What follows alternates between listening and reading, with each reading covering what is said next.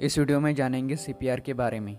CPR को cardiopulmonary resuscitation कहा जाता है। ये एक इमरजेंसी लाइफ सेविंग प्रोसीजर रहती है जो कि ऐसी सिचुएशन में प्रैक्टिस की जाती है जब कोई इंडिविजुअल बेहोश पड़ता है और उसका हार्ट फंक्शन करना बंद कर देता है, उसको ब्रीदिंग करने में डिफ़िकल्टी होती है। ऐसी कंडीशन में सीपीआर की वजह से ब्रेन और हार्ट को ब्लड का सप्लाई मेंटेन करने में और सीपीआर को तब तक प्रैक्टिस किया जाता है जब तक कोई मेडिकल हेल्प अराइव नहीं होती। सीपीआर की प्रोसीजर स्टार्ट करने से पहले जो भी इंडिविजुअल बेहोश पड़ा रहता है उसका पल्स रेट चेक किया जाता है। अगर पल्स एब्सेंट रहा और उसको ब्रीदिंग करने में भी डिफ़िकल्टी रही तो सबसे पहले इमरजेंसी सर्विस को कॉल किया जाता है। उसके बाद सीपीआर की प्रोसीजर स्टार्ट की जाती है। तो चलिए जानते हैं सीपीआर के कौन कौन से स्टेप्स रहते हैं। सबसे पहले जिस भी इंडिविजुअल को सीपीआर देना है उसकी कॉन्शियसनेस चेक की जाती है, मतलब वो बेहोश है कि नहीं चेक किया जाता है। उसके लिए उसका रिस्पॉन्सिवनेस चेक किया जाता है bye tapping the shoulders of that individual और उसको पूछा जाता है क्या आप ठीक हैं या नहीं। अगर उसका रिस्पॉन्स नहीं आता है तो उसके बाद सीपीआर की प्रोसीजर स्टार्ट की जाती है।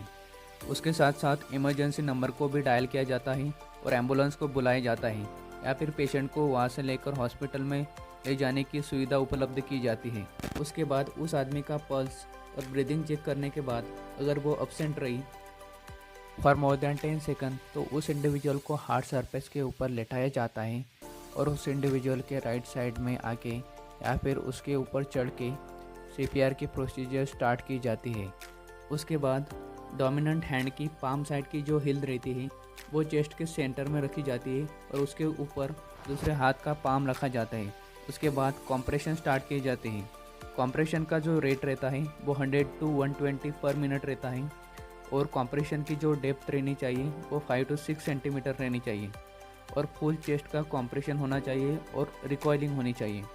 उसके बाद आफ्टर एवरी 30 कॉम्प्रेशन 2 बार mouth to mouth air blow करनी चाहिए और एयर ब्लो करते समय जो नेक रहती है स्लाइडली एक्सटेंडेड रहनी चाहिए और माउथ अपर डायरेक्शन में डायरेक्टेड रहना चाहिए और साथ ही में नॉस्ट्रिल की ओपनिंग क्लोज करनी चाहिए। उसके बाद सीपीआर को तब तक कंटिन्यू किया जाता है जब तक पेशेंट होश में नहीं आ जाती या फिर पेशेंट को हॉस्पिटल नहीं पहुंचाया जाता।